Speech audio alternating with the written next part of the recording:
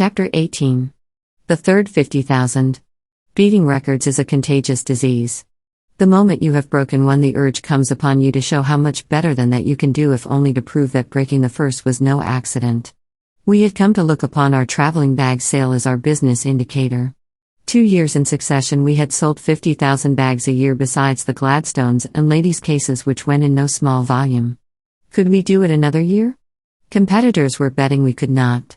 Towards the last of the previous season they had introduced in luggage stores all over the country a bag as like ours in appearance as 2 peas in a pod, which they offered as a special at $1 less than our price. Of course, it hurt our sale. It would have been disastrous for us if it had appeared early in the season, for the stores advertised it extensively. But our sale was practically finished before theirs started. It gave us notice, however, of what we might expect the following summer. True, the other bag was made of shoddy material and would not stand up under hard usage.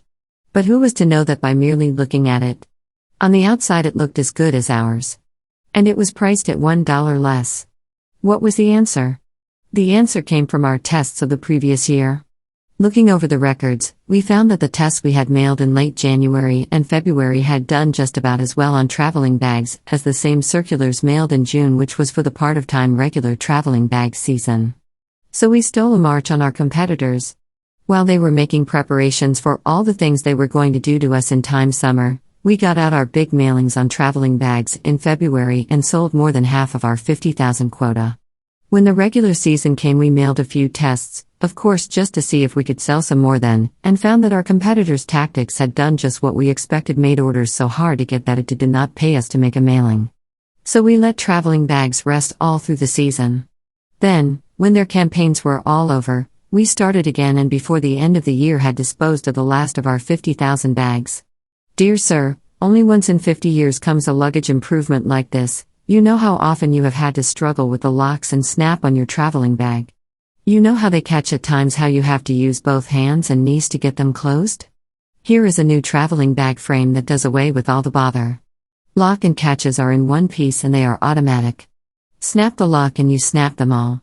A more convenient, a better-looking frame has never, we believe, been devised.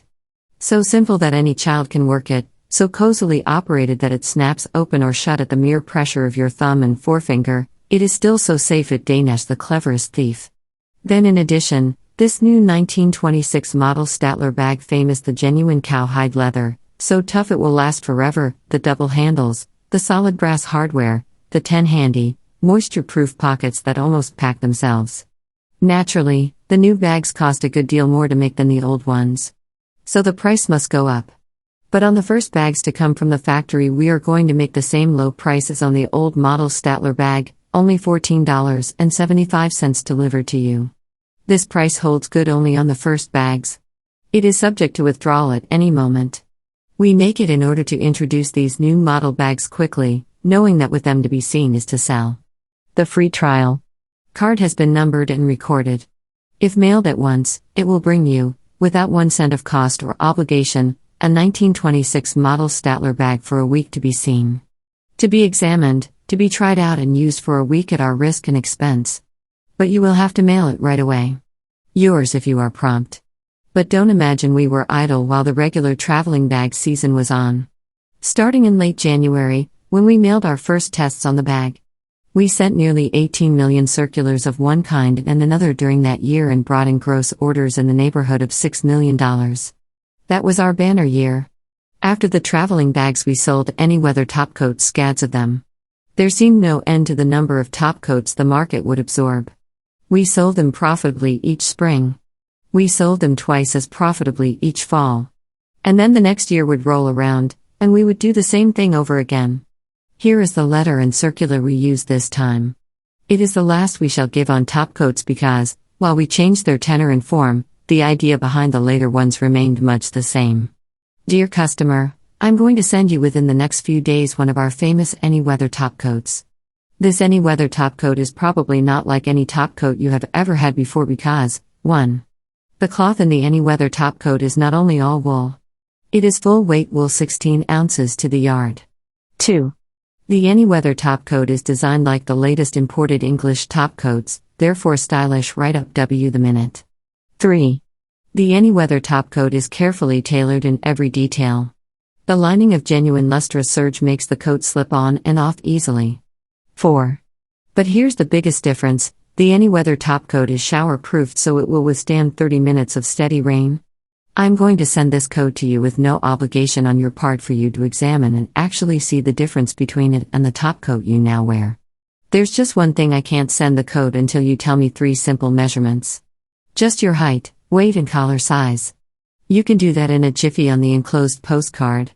When I send the any-weather topcoat, there's absolutely no obligation on your part to pay for it. You can return the coat for any reason, or for no reason at all. But here's the most important part: if you find the any-weather topcoat is everything I say about it, and you're to be the sole judge, how much would you expect to pay for it? $22.50? No sir, that's what you'd expect to pay for cheap sale topcoats. $25 to $1.45, the price that most good topcoats sell for nowadays? That's more like it. Well, if you decide to keep the any-weather topcoat, you need send me only $14.85. That's the entire cost to you. How can we do it? First, we hit the wool market just right, when wool was down a few months ago, and placed our order for 60,000 yards of this fine all-wool cloth. This was probably the largest order ever placed for one kind of topcoat cloth, and a tremendous saving we made. Second, we had the factory make up more than 20,000 coats from this cloth all at once. We could thus take advantage of great savings in production. Then, of course, when you deal directly with us by mail, you pay none of the costs of selling through jobbers and traveling salesmen who call on dealers, to say nothing about the heavy costs of ordinary retailing. Just fill out the enclosed card and shoot it back. The any-weather topcoat will come by parcel post, prepaid, of course, with no obligation for you to keep it. You can't lose a penny. I'm the one who is asking to send the coat. Won't you let me? Yours for any weather. Then came shirts. The previous fall we had tested the giant letter on shirts and got such good response that we decided to make a big mailing at the first opportunity. And the spring is the best time to shirts. So we made our mailing. And a goodly part of our quota of 340,000 shirts was hung up then and there. Here is the letter that it, before the price goes up. Dear Sir, a short time ago one of the old, reliable mills that makes the finer qualities of woven madras for shirts began sending out S.0. calls. They had kept their plant going steadily for months, thinking that the usual demand would easily take care of their excess output. But, with the weather so generally unseasonable, the usual demand didn't materialize. And there they were, heavily overstocked and needing money. If we would take all their surplus stock of the finer grades of woven madras, amounting to 250,000 yards, they offered to let us have them at a way below any price we had ever paid for shirtings in all our years in business, at far less than they could make the materials and sell them today. We took them for a whole 250,000 yards at a tremendous saving in cost. There were 5 different patterns as fine-looking as any we've seen. By concentrating all our efforts on these 5 desirable patterns and selling 5 shirts to a box oust as they are originally packed in the factory, we can offer these longwear madras shirts delivered right to your door at only $7.95 for the 5, postpaid. A bargain you may never get again. Of the 250,000 yards of fine woven madras we got at this low price, nearly 2/3 are gone. The rest won't last long. If you will drop the enclosed card in the mail at once, while our range of sizes is still complete, we will send you a box of these fine shirts at our own risk and expense for a week's inspection free. Delay and we don't believe you will be able to find their equal at a third higher price. Send no money, pay nothing on delivery. Just tell us how tall you are, how much you weigh, and what size shirt you usually wear. Then sit back and watch results. But you will have to mail the card right away, for at the rate orders are now coming in, these fine madras shirts will all be gone in another couple of weeks. What was it sold these? The bargain appeal, of course. But a bargain offer is of no use unless you make it convincing. We had a real reason for our bargain, so it succeeded. And we backed up the bargain, with 7 points, which showed the buyer that despite the low price, he was getting every feature of a fine shirt. That is even more essential, you know, than the bargain, for though low price is a lure, it never gets far unless backed by reasonable quality. In the summer we followed this with a sale of broadcloth shirts, and they went even better than the madras. With them, you will notice that our sales talk was aimed more at comfort and fine appearance and quality than at any bargain appeal. Of course, We always had in the back of our minds the fact that no man is going to the trouble of sending away for things he can just as well get around the comer unless he feels that he can save money by so doing. So we never failed to bring in the money saving. But many times our most successful pieces were those on which we sold the quality or comfort or usefulness of the product, and then brought in the money saving as an afterthought. Dear customer, in every man's wardrobe is some particular article, a tie, a shirt, or a suit that he likes best to wear, because he looks his best and feels his best in it. That's the way you'll feel about these long-wear broadcloth shirts once you've worn one of them. In the past couple of years, fine quality white broadcloth shirts have taken the place of silk as the finest dress-up attire for men. The broadcloth in the new long-wear shirt is imported from England, where the finest broadcloth is now made.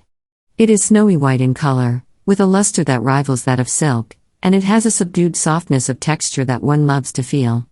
There is no way of duplicating the rare lustrousness, the durability of this genuine imported English broadcloth. No imitation can tailor so superbly, can retain its snowy whiteness and silky finish after repeated launderings, as can the English cloth. An offer we can never make again.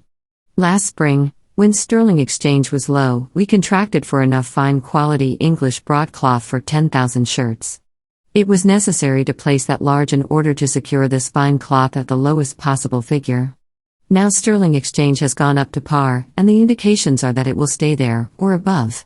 If we had waited until now to order, these shirts would probably cost us in wholesale quantities little less than the price we can now offer them to you in lots of 1/3 dozen ounce, as they are originally packed in the factory of only $57.95 for 4 shirts, postpaid. But 10,000 shirts don't go far among our more than 300,000 customers. Already half of them are gone. The remainder won't last long. If you will drop the enclosed card in the mail at once, we will send you a box, 1/3 dozen, of these fine shirts at our own risk and expense for a week's inspection free. Send no money, pay nothing on delivery. Just tell us how tall you are, how much you weigh, and what size shirt you usually wear. Then sit back and watch results. But you will have to mail the card right away, for at the rate orders are now coming in, those 5,000 will be gone in another couple of weeks. Hastily yours. Notice one thing in all these circulars. There is never any choice in quantity or price or any other essential feature. Occasionally we gave a choice of color, or, in the case of shirts, of collar attached or neckband style. But when we did so, we made no mention of this in the letter. We put it inconspicuously on the order card. The reason for this we have explained before. There is only one way you can sell a man by mail. That is to get him to act at once. 9 times out of 10, the deferred order is a lost order. You get a few of them, of course, but they are not worth counting on. So we never intentionally put anything into a letter that would cause a man to hesitate. We centered our talk on one article of one quality and design, one price. Where there was a group of articles, as with shirts and socks, we offered a definite number at a group price. Never a choice of would you rather have this, or do you think this would be preferable. We centered our whole appeal upon the one unit, and stood or fell by that.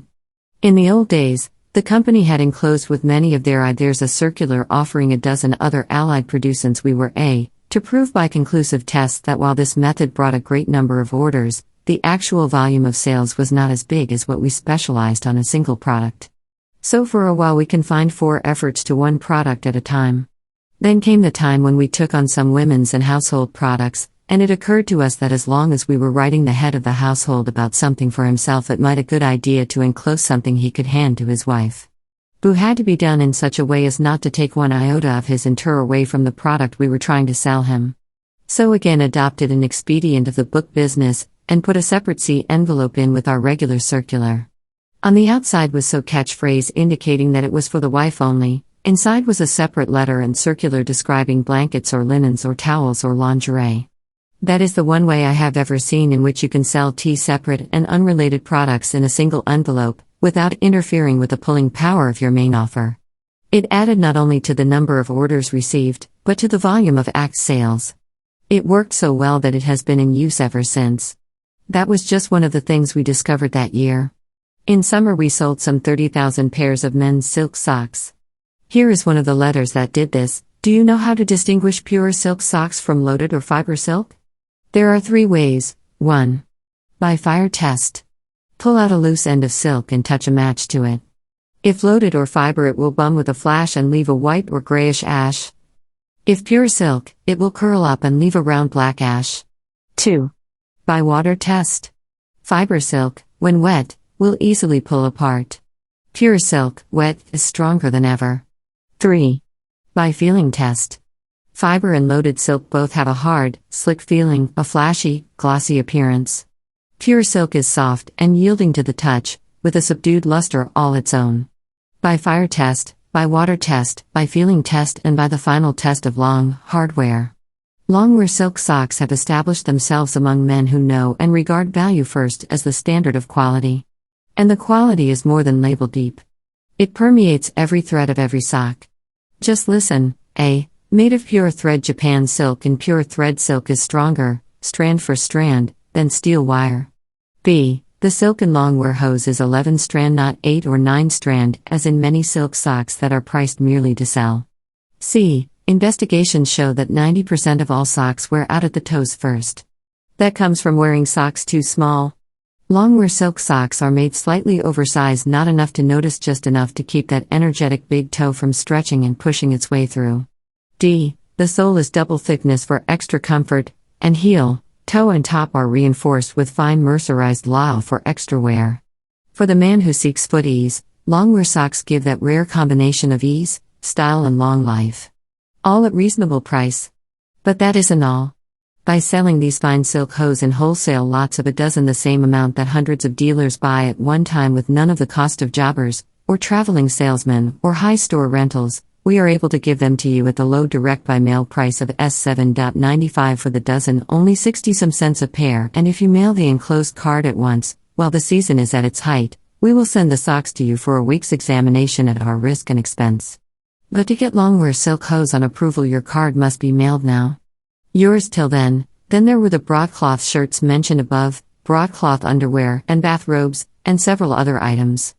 Bathrobes proved an amusing experience. We had tested them earlier in the season, and the test had stood up well enough to justify buying some 10,000 robes, with slippers to match. But when we started to make the mailing, results fell badly. Probably the mason was at the time to sell bathrobe when the weather is cooler. However this may be, we did not want to carry them over you fall if we could help it, so we tried the device of offering the slippers as a free premium, if customers would send for it and try the bathrobe. You would be surprised how beautifully it worked. Those 10,000 robes melted away like snow before the summer sun. In the fall we ran all our usual products and a few extra ones too. Fancy woolen socks were one of these latter. They went over well, and here is the letter that sold them. I am rushing out to you the first news about one of those specials that we let our regular customers in on once in a while. This one is for the man who is used to paying $1 a pair for his hosiery, only this time you need pay but 74 cents for the closely knit hosiery that you need for fall and winter. Enough wool in it to make it comfortable, just enough lisle to keep it from shrinking. The design is woven in lustrous rayon to give that dressiness of appearance that is so essential. As good-looking, as long-wearing, as comfortable hose as a man would want to put on his feet. You'll never know what luxurious comfort a foot can enjoy on a bitter winter day, until your feet have snuggled into a pair of long-wear socks for fall and winter. Last year they sold in lots of places for $1.00 a pair. This year we can offer them to you, in special wholesale lots of 8 pairs to a box, at the amazing price of $740 a pair, only $5.95 for the 8. Don't think this is going to be a regular thing. It is a special offering. We have only a limited quantity to dispose of at this astonishingly low price. You can imagine how long they will last. Don't decide now. You can do that later. Just drop the enclosed card in the mail and your 8 pairs will come to you for a week's inspection free.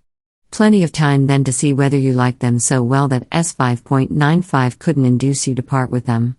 Cordially yours. Top coats, of course, did well, but when it came to bed blankets, we again ran into one of those unaccountable cases where conditions changed so between the test and the time of mailing that we found ourselves with 20,000 pairs of woolen blankets on our hands, and the letter we had counted on to move them was proving a dud.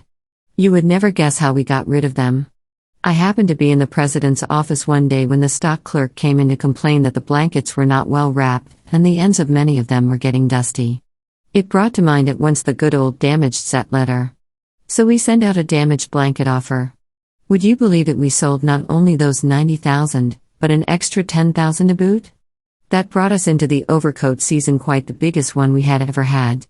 And when you read the follow-up letter, you can easily see why. Dear Doctor, ever since I started this business, years and years ago, I've been dreaming of the time when I could offer a really good quality, fine-looking, all-wool overcoat for less than $20.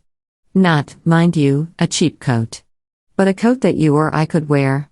A coat we would be proud to be seen in anywhere.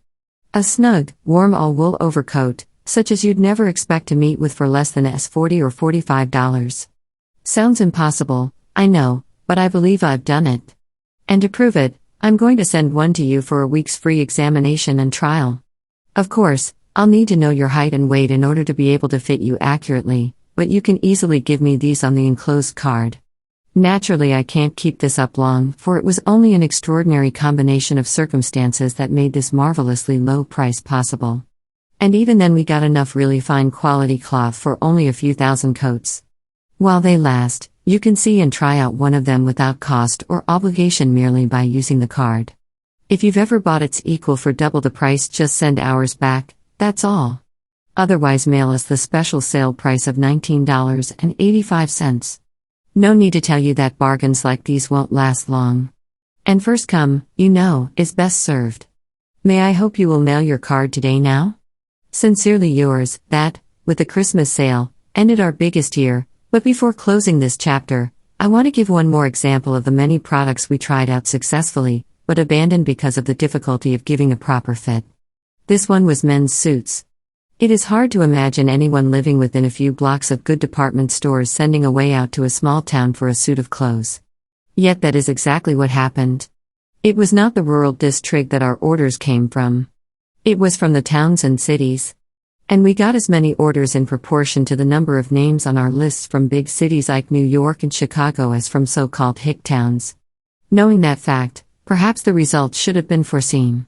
We got the orders without difficulty, but we promptly got back about 40% of the suits almost as fast as we sent them out. And the reason? Fit. It is comparatively easy to fit a man in a topcoat or overcoat, but when it comes to a suit he is far more particular. There are so many different places where it has to fit him, and if it fails in any of these, it is a lost sale. So we quickly gave up the sale of suits. But the attached letter and circular may be interesting merely as examples of successful sales literature. Dear customer, will you try this experiment? Tear off the sample of longwear worsted from the inside of the folder herewith. Pull out a few raveling of wool from one end. Then cut a strip from the inside seam at the bottom of your trousers and pull a few strands from it. Notice the long, strong fibers in the longwear sample virgin wool just as it comes from the sheep's back. Compare them with the ones from your own trousers.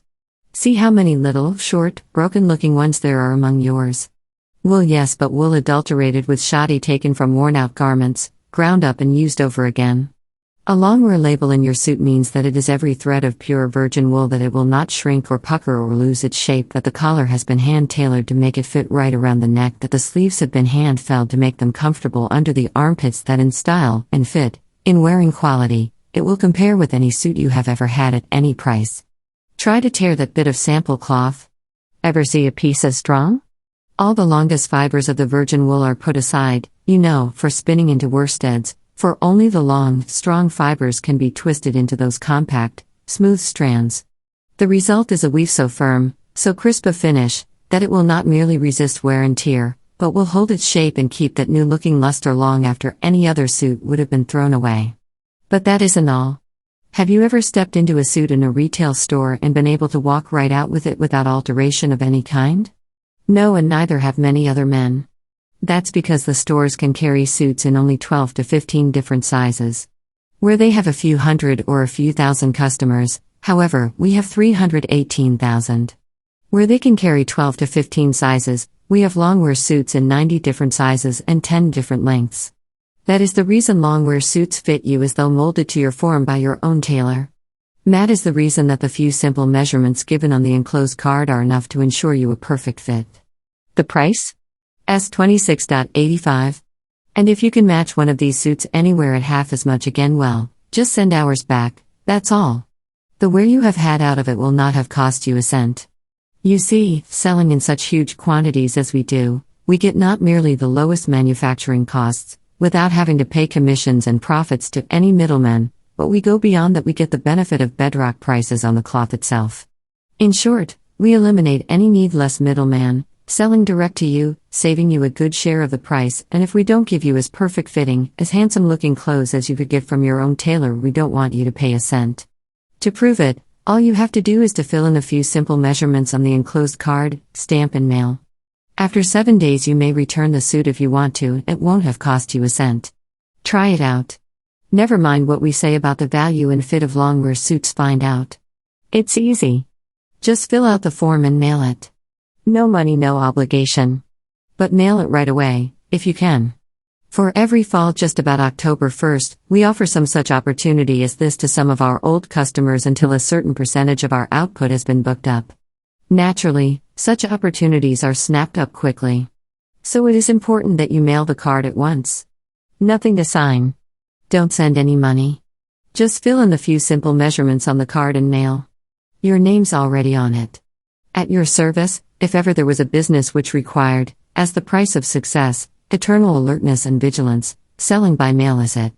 The thing about it you can be sure of is that you never know what can do until you try. So we tried anything once. And some of things we learned were surprising.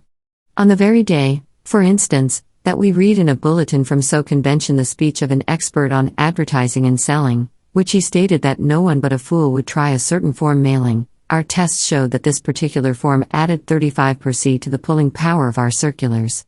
Reminds one of the man who prayed, "Oh God, give me young men with brains enough to make of themselves." We determined early in the game that we would be guilty of every in the Decalogue rather than the one unpardonable sin of know-it-all. So nothing was too bizarre for us to try.